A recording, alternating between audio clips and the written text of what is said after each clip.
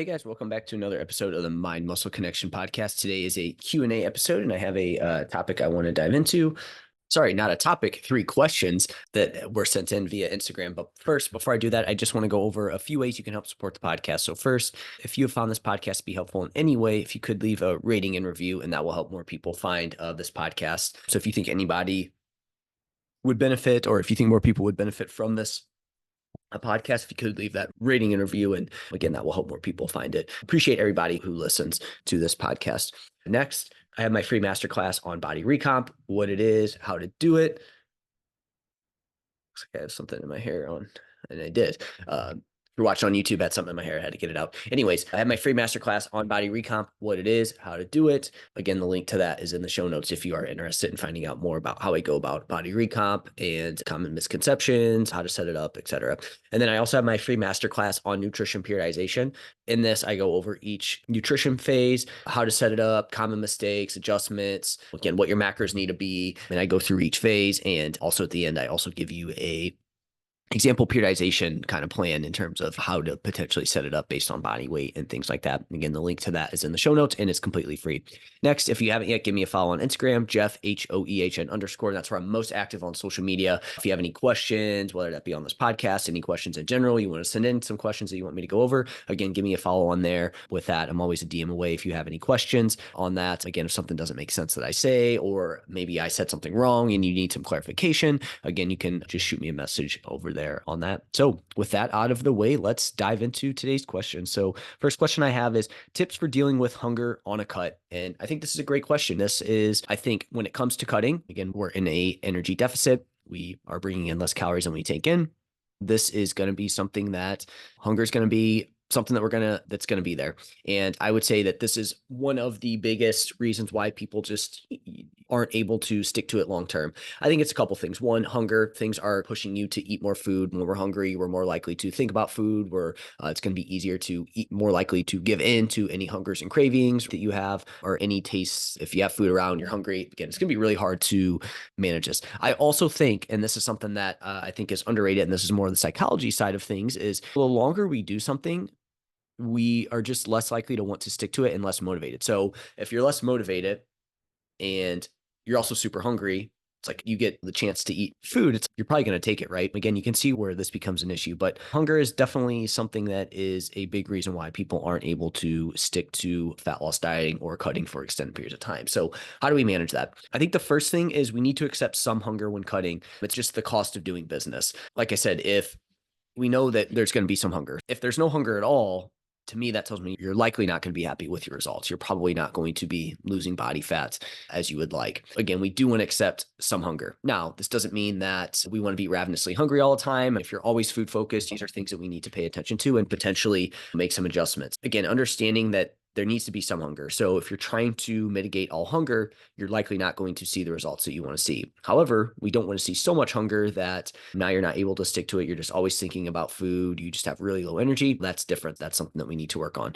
And I think with that, it's a couple things. It could be your methods, and so we can improve those. So again, we can get that hunger down a little bit. But again, there is going to likely be some hunger, so we don't want to completely get rid of it. So just I think having some sort of an acceptance-based approach to hunger during the fat loss phase is key, because again, it's like I said, the cost of doing business there with that. So first, accept some hunger when cutting.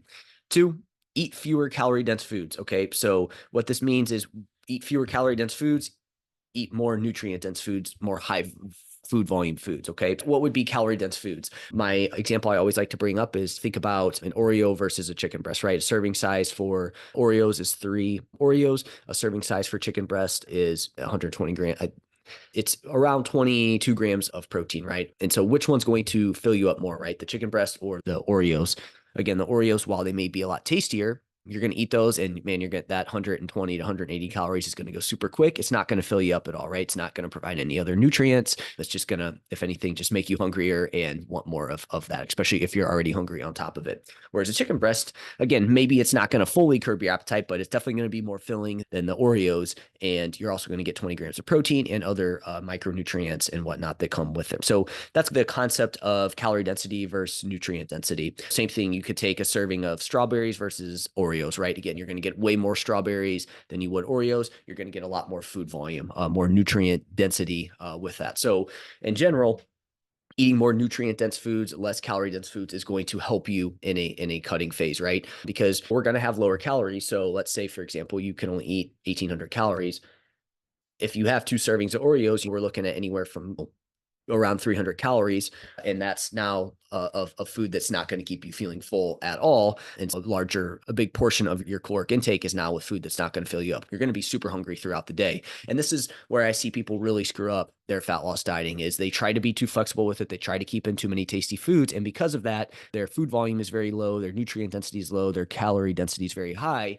And they don't feel like they're eating a lot overall, but they're eating a lot of calories, right? So this is where, again, we need to make sure that we bring in some nutrient density, less calorie dense type foods. And saying that, I don't think you need to food volume your way to everything, right? You don't need to just have 2,000 calories worth of strawberries and broccoli and stuff like that. Because for one, you wouldn't be able to do that. But two, it's not going to be great from a gut health perspective. So we can overdo the food volume side of things. And especially outside of a fat loss phase, we definitely want to bring down the food volume at least a little bit. But generally speaking, more nutrient dense foods, more high food volume foods, less calorie density is going to be the way to help mitigate some hunger in a fat loss diet.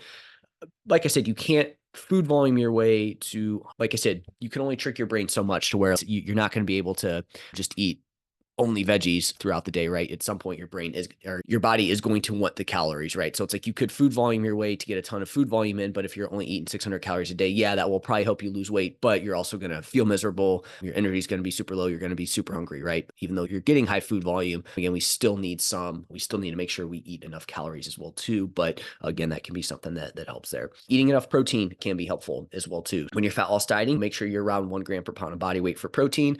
However, I do think protein source is super important here. I think getting your protein from things like meats, again, chicken, turkey, Greek yogurt, stuff like that, is going to go a lot further than just getting, say, protein powder, right? So again, I think protein source is important here, but generally speaking, protein is going to be satiating and can help you there with that. So when we're fat loss dieting, again, we want to aim for around 1 gram per pound of body weight there to help mitigate hunger.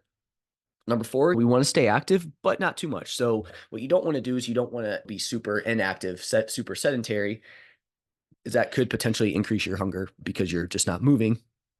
And there's this like mismatch between your energy intake, what you take in, and our bodies are less likely to tell us to slow down as there's this kind of decoupling basically from movement and hunger at that point where you're like just it wouldn't make sense that you were hungry because you weren't moving. But again, it seems to be, I don't know if that's from like bored eating, but in some research, it shows that being sedentary can lead to higher caloric intake. You're hungrier and whatnot. Again, is that bored eating? What is it? Who knows? There with that.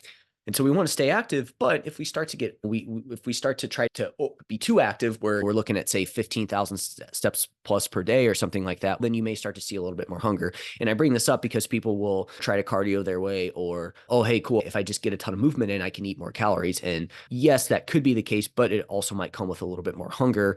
And with a little bit more hunger comes you're less likely to stick to maybe not make as great of a choice as you could, right? So this could lead to more calorie density coming into your diet, which could be very challenging it could cause you to eat more calories than you think, right? So again, we want to find that sweet spot for movement. I think that's anywhere from, this is going to range from person to person. I think that's anywhere from say 7-ish thousand to 14-ish thousand steps per day is a marker there to give you something to track there. I think if you go over that, again, some people it works, but for a lot of people, the juice isn't worth the squeeze there, especially if you really have to go out of your way.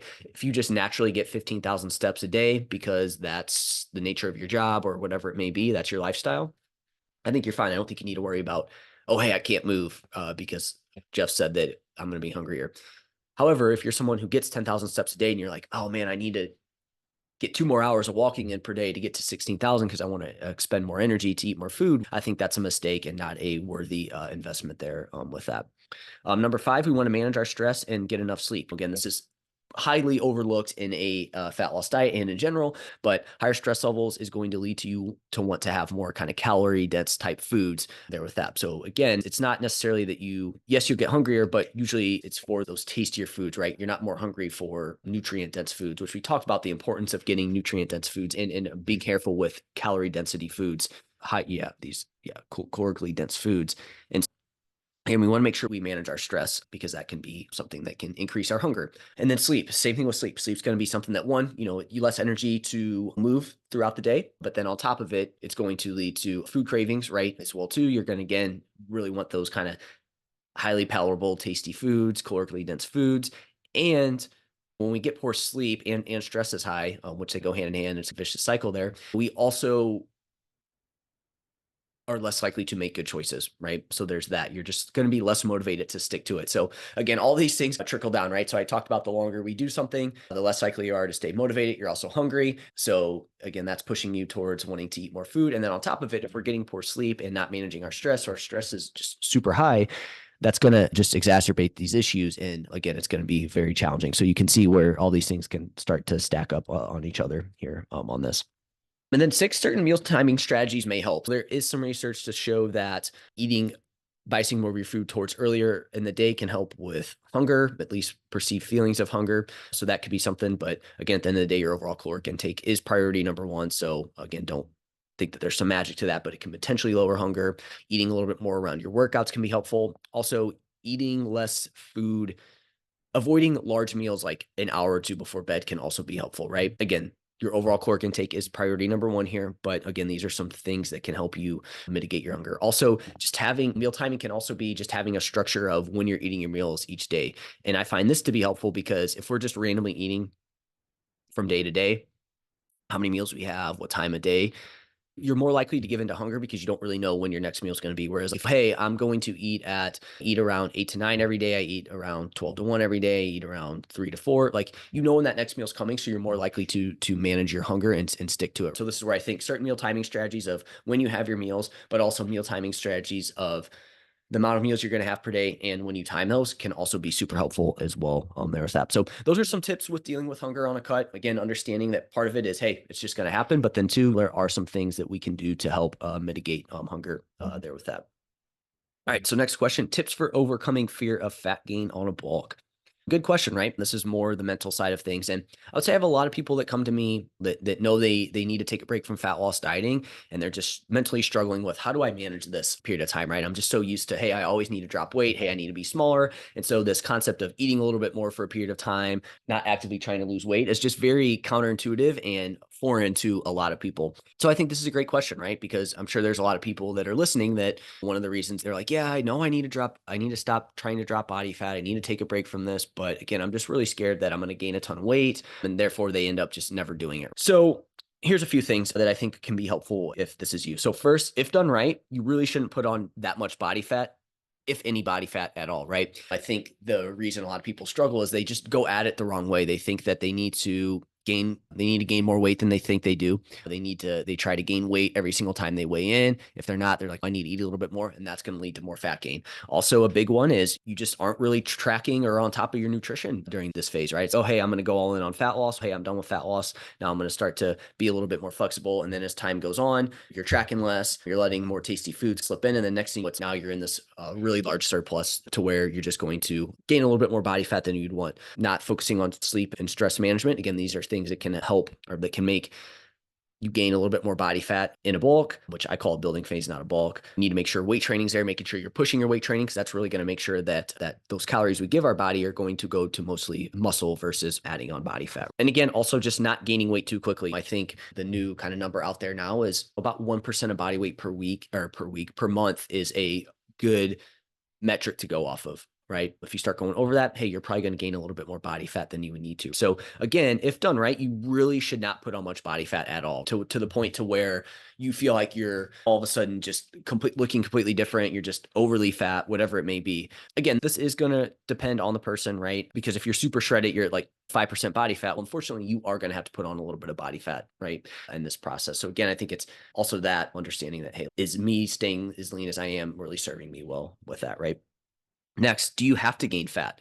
Again, this is where most people are like, oh, I'm going into building phase. I need to gain a ton of weight. No, that's not the case. A lot of people actually don't even, at least for a period of time, don't even need to really be in a surplus, right? They have other things that they can maximize first before really going into a surplus to reap the benefits of going into a surplus. So that would be my next thing. If you're somebody that's at, let's say, for men, anywhere from like 13 to 20% body fat, or higher, you probably don't need to gain any body fat, right? So if you're missing out on trying to get out of a deficit because of that reason, it's like you're missing out there. Like you don't have to be in a calorie surplus in that situation, right? So again, do you actually have to gain body fat? Like I think people automatically assume that they're going to, and I don't think that's always the case. Now, like I said in my first example, if you're super lean and you're trying to build some more muscle, unfortunately, you are going to have to put on some body fat. But if we do it in the right way, you're still not going, you still shouldn't put on a ton of body fat to where now you're like, oh man, I just feel like I'm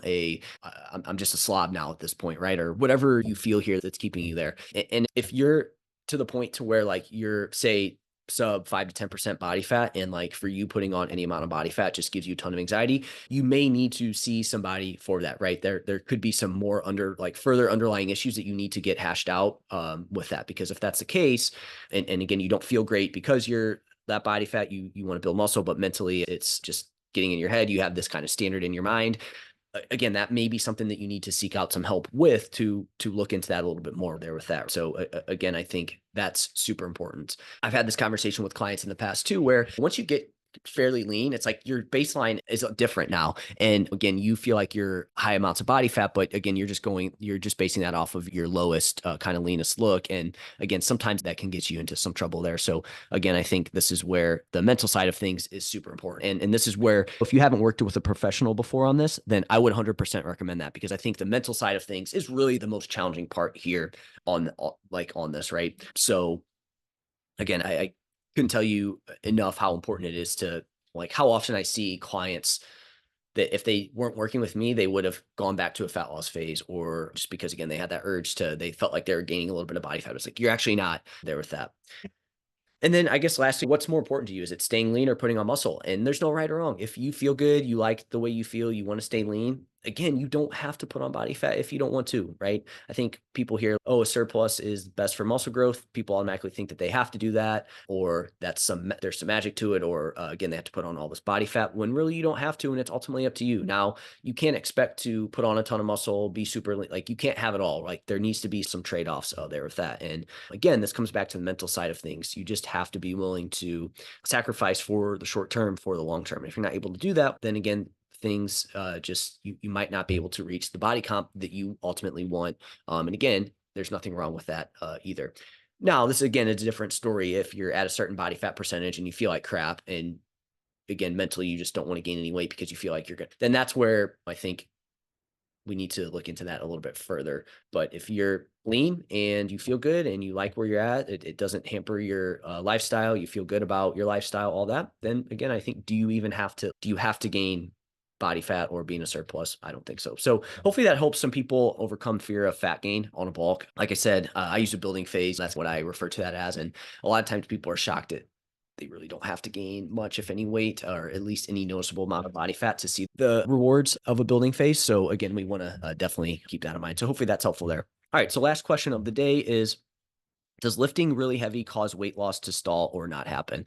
Again, I love all questions, but this one just kind of irks me. Like, it's just very frustrating because, again, it's like weights are going to have they aren't going to have any impact on your body, like your body weight, right? So weightlifting will have little to no impact on weight loss plateaus, right? So you'll see this where, again, a lot of times people are usually overweight, right? And they're trying to drop weight, and they're like, I don't want to weight train because it's going to cause me to not lose weight. Or they are weight training. You're like, well, I'm not losing weight because I'm weight training, right? It's causing me to plateau. Or I hear, hey, when I weight train, I don't lose weight. I think it makes me bulky. And again, that's not the case. It's a movement and caloric intake thing. So at the end of the day, if you're not seeing weight loss, it's an energy balance issue, right? You're just not in the energy balance that you need to be. And so real quick before I dive into that, because I want to dive into that a little bit more, muscle growth may mask some weight loss, okay?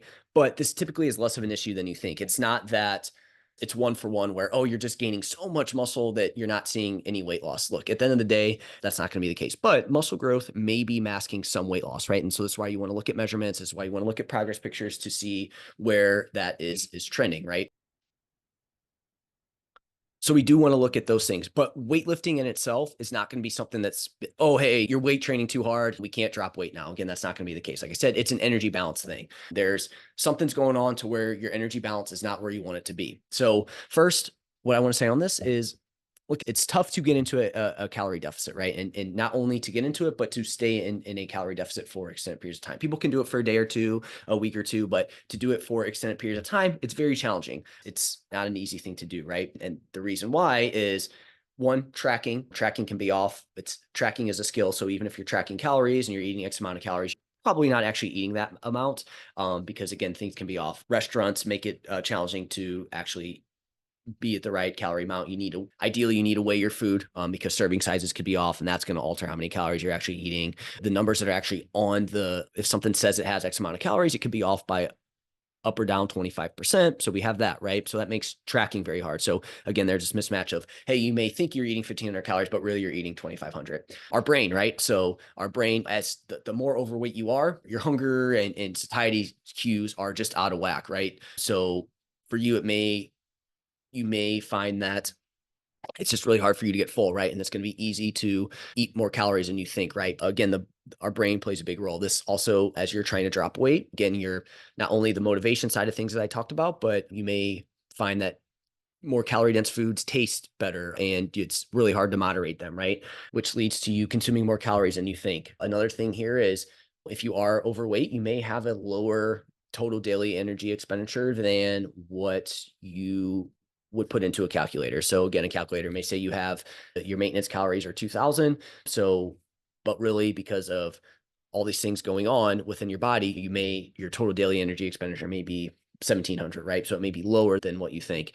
Our environment doesn't make this easy either, right? Again, there's calorie dense foods everywhere. So it's easy to overconsume calories, right? So all these things make it to where, and then it's easy to be sedentary, right? And a lot of times people will maybe be in a deficit for a couple of days, but then they get super hungry. Their environment makes it challenging to stick to it. And next thing you know, they're consuming 3,000 calories and they don't even really notice it because, again, maybe they're eating more calorie dense foods, which give you the sense that you're not eating a lot, but you're actually eating more calories than you think. And you end up being at maintenance. And then it's, oh, I'm tracking, I want to lose weight. That doesn't work for me. But it's really all those things going on. It's the easy thing to blame here is, well, I'm weight training and that's why I'm not losing weight. But again, the weight training is going to have a very minimal impact on weight loss plateaus. If not, I mean, it's not going to have any, right? Again, you may be building a little bit of muscle, but again, that's not going to be this one-to-one where it's like you're building muscle at the same rate that you're dropping body fat. And therefore that's why you're not losing weight. Again, it's an energy balance thing. And I talked about why calories or why it's hard to get into a calorie deficit. And that is most likely the issue, right? So again, if somebody comes to me and this is the issue, it's not, oh, hey, we need to take out weight training or we need to lift less heavy. It's, hey, we got to look at your energy balance. And again, I understand that you're tracking, you think you're not eating a lot, but I guarantee you something is going on here and we need to dive into it. And there's something that you are overlooking there with that. Hopefully that helps you there with that. Again, some tough love there with that. But again, I can't tell you how many times people try to blame so many different things when really it comes down to this, their energy balance is off. And again, it's some things that they potentially overlook there with that. Yeah, that's it for this episode. Let me know if you guys have any questions. Again, if you have any further questions on anything like this, or again, how to manage hunger, how to set up your macros for fat loss, how to run an energy audit, or how do you work through plateaus, then my free 30-minute strategy call is for you. The link to that is in the show notes. And yep, look forward to chatting with you. And that's it for this episode. I will talk to you soon.